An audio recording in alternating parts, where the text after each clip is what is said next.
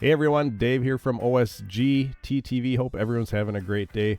Welcome to the show. MyArcade just recently put out firmware 1.1 for the Gamestation Go, which fixes a lot of the immediate issues they had with release. There is still quite a list of issues left on this thing, so we are here today to discuss our hopes and wants for firmware 1.2. If this is your first time here on the channel, welcome. We love variety streaming over on Twitch. On YouTube, we do a lot of product reviews or discussions. So stop by one or the other or both. Throw us some follows, some likes, some subscribes, and hope to see you around. Let's get things started.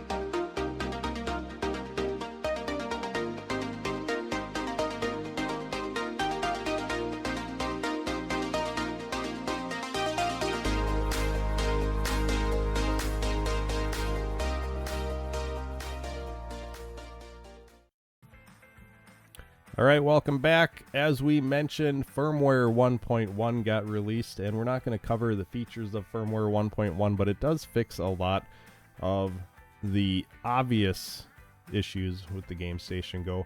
We got a few obvious ones that are left and a bunch of non-obvious ones, so let's start going through the list real quick here and start listing off remaining issues that hopefully MyArcade addresses in the upcoming firmware 1.2 or 1.3. I'm hoping they keep things rolling with the firmware updates because they built in Wi-Fi specifically to handle the firmware updates. So I'm hoping it's not a one and done thing or a two and done thing. I hope they continue to push things out to the system because the fact that they're including Wi-Fi in with the console means that you paid a little more for it instead of just doing an SD card update. So hopefully they have a lot of updates planned for us in the future. If it's not fixes, maybe it's something like game additions or something like that, or game tweaks. Time will tell, but let's start going through the list here and discussing some of the leftover issues that hopefully get corrected. All right, let's talk about the trackball first and foremost. This thing is giving us new controls that we don't normally see either in handheld units or retro devices in general. One of those items on here is the trackball. The trackball is a much welcome addition to a retro gaming device. The only issue is that the trackball is oversensitive in my mind in arcade games. It's very oversensitive in some recharged games, and over in the side loading features, if we're talking about something like MAME emulator that has probably the most control over assigning buttons and controls, there is no compatibility for the trackball in this system, which is kind of a bummer because a lot of the games that we use in the emulator could use the trackball, whether it's for games like Centipede or Marble Madness, or shooter games like light gun games where you want to zip the cursor around the screen. There's all kinds of uses for the trackball, and hopefully there's some way to incorporate that in the future. The second item that we wanted to talk about is the spinner dial on the unit. It's my feeling that in the arcade mode, especially when you're dealing with like warlords, that the spinner is undersensitive and there's no way to calibrate it. There's no way to adjust the speed of it. So if you look at Warlords here, you can see that when you're playing the game, once you're holding the ball, you should be able to spin your dial very fast and release And that's part of the strategy of the game, is to zip around and destroy the other opponent's walls of their castles, and you cannot zip the spinner in this thing. So not only are there no controls to adjust the sensitivity for it, you just can't adjust it at all. It works great in the Atari 2600 games. In the side-loading emulation, once again, it is not compatible for like MAME emulation. Would be great for games like Breakout or Circus, things that would use a spinner. Arkanoid, for example, in MAME, but at this point there is no compatibility to assign the spinner to a game, and hopefully in some kind of future update they give us the control of this. Alright, let's talk about the next biggest elephant in the room, and it's the Atari 5200 emulation issues. First of all, there's a lack of 5200 games, so we definitely need some more 5200 games. We have a whole number pad here built into the control panel, which is primarily for use with the Atari 5200. We've only been given 6 or 8 or 9 games included with the system, so not a lot there that uses the number pad. Hopefully we get some more games included in the future for the 5200 so we can get some use out of this number pad. That being said, let's talk about the control issue. If you are in a game, mid-game, and you like die in Centipede, for example, as the mushrooms are counting up and your life is just about to be restored on the screen, if you are touching your D-pad or rotating it around or goofing around with the D-pad, the controls will snap back and be unresponsive with your second life. This happens not just in the included games in the 5200, but if you sideload games as well. I've gotten this to happen, and here's an example of Missile Command where the same thing happens. You can go through your first wave, but in between waves where your points are counting up, if you're messing around with the D-pad, your controls will come up unresponsive. And this is a big issue for me because I don't want to have to be mentally thinking in my head when I can be touching the controls and when I shouldn't be touching the controls. I should be able to be messing with the controls at any time and not have to think about it. So, I mean, there is a way around it. You can purposely not touch the controls when you're not supposed to, but to have to think about it and do that, that's huge, and kind of makes it a deal breaker as far as playing 5200 games. So once again, it happens in the games that are preloaded on the system, and if you sideload games and use the 5200 emulator, they have the same issue. Okay, then from there we have a bunch of miscellaneous games that have the wrong controls assigned to them. As we look through the Atari arcade games that are included in the system, we can see that Drag Race, for example, has a steering wheel and should have paddle controls with it to emulate the steering wheel, but it doesn't. It uses the D-pad for movement. You have other games like baseball and football and soccer and basketball. These games all have trackball control in the arcade games, and yet we are expected to use the D-pad in the emulators. So, you know, if you're going to put out a system that has a trackball for trackball games, I think it's best that we utilize that trackball for every trackball game we include on the system. It's just a crazy idea, but would like to see support for trackball in those games as well. If we go to Monte Carlo, which is a car racing game, once again, steering wheel on the arcade machine. But if we go and look at the Atari arcade setup, once again, it controls only by using the D-pad. All right, next on the list is the Jalico games. Let's go over to arcade games and look at two of the machines here. We've got Argus. If you know the Argus arcade machine, or even do a Google search and look it up, this game has trackball control in it. And once again, to utilize the specialized controls that they've given us as a selling point on the GameStation Go, it would be nice if the trackball worked for Argus. Same thing goes with Cisco Heat. If you go over to Cisco Heat, we've got a driving game, we've got a steering wheel game. There's no reason the free-flowing paddle or spinner controller on this thing should not be our primary control for any racing game that has a steering wheel to it.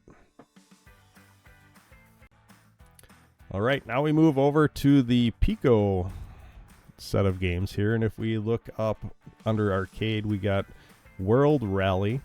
This is also another arcade game. Utilizes a steering wheel for it, but in the GameStation Go, once again, we have no spinner assigned to this for steering. It's D-pad only, and once again, let's get that spinner working for the games that use a spinner or a steering wheel. Let's make it more realistic. It only makes sense, right? All right, from here, let's go over to the side loading of games, and let's pick on one of the emulators like MAME, for example. Games run great under MAME. It's the 2003 ROM set, but you don't have the extra controls available to you. You don't have access to the spinner or trackball in these games when you're doing the button configuration. Please, hopefully, in the future, give us the ability to do this, because obviously it's being done in your arcade games in the bootable mode side of the unit, like for Centipede, Missile Command, and stuff like that. Those are probably using MAME, I'm guessing, and they do have trackball and spinner available to them, so hopefully you can make that available in the side loading. But let's talk about the resolution also. For games that have a vertical screen like 1941 or Tempest or Centipede, other things like that, the games appear stretched. And with firmware 1.0 and with 1.1, there's a temporary fix you can do to correct the screen ratio size in MAME. If you bring up like Pac-Man, the built-in Pac-Man, launch it, get it going, and then you turn off the system. You just kill the power, turn it back on, go back into your side loading for MAME, and launch your game. You'll see that you get the correct aspect ratio. Then you have to reverse out of this to get your screen ratio back to normal. So the best way to do that is power on the system once again, go into something like Atari 2600, launch 3D Tic-Tac-Toe, and once 3D Tic-Tac-Toe is running, you just power off the system, power it back on, and then your screen resolutions are normal. And hopefully that's something that can get corrected in MAME, along with the button configurations, or I should say more the paddle and trackball configurations, because that is something we really want. And because of one of the primary features of this device being the trackball and the spinner, it would be great to get that working. They did it with the Atari 2600 paddle. That's working great.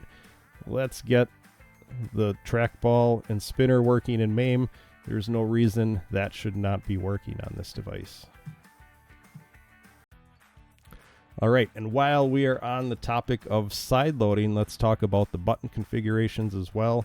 For single button games like the Atari 2600, it's not an issue. For MAME, it's not an issue because you can actually configure your buttons in MAME, minus the special controls and the number pad, obviously. But like if you're doing a 2-button system like the Atari Lynx, or if you're playing your NES or your Super NES, you're going to find that the button configurations are really out of whack. Your primary 2 buttons are A and Y, which are very uncomfortable to use in games. They should be something like A and X, or even A and B, buttons that are right next to each other.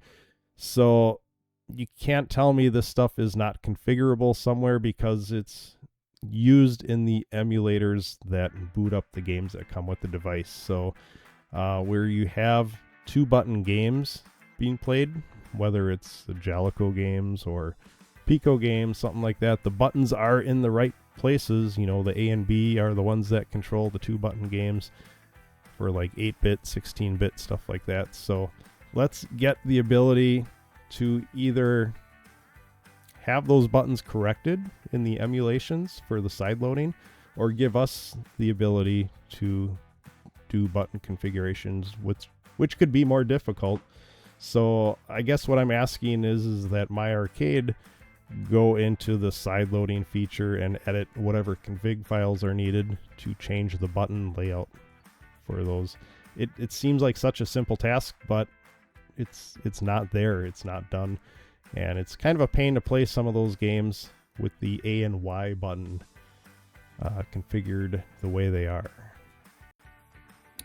All right, we've got one more major issue, and I don't know if this is going to be fixable by a firmware patch, a software patch, or if it just is what it is.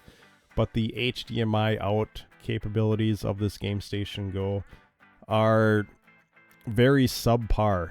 A lot of the games are unplayable. Like if you look at this video, you go into something like the Recharge series games, and the controls are magnified like 10 times worse. You know, if you use a trackball in Missile Command, your cursor just jumps completely all over the screen. It is unplayable.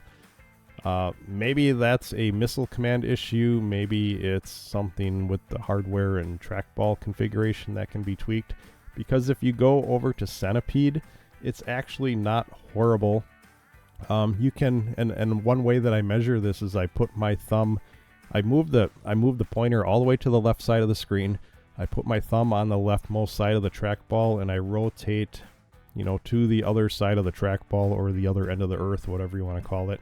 And you can see on Centipede that it moves your guy about halfway across the screen. And then if you do the same thing, rinse and repeat, move your thumb to the left side of the ball, slide it all the way over to the right side of the ball, it moves the other half of the way across the screen. So that's kind of, you know, talking about the trackball sensitivity, which we kind of started the video with. That's an issue. It's really bad in Missile Command. So Centipede is pretty decent, actually. So haven't quite figured out, you know, is this a Missile Command fix that needs to be changed, or is it something with the hardware? All right, other issues with HDMI out is if you're playing pinball. Pinball works great when you're playing on the little screen. The frame rate is good enough to not lose frame rate and lose the ball. But when you're outputting to HDMI to your large TV, you will find that your ball is, you can't keep up with the ball.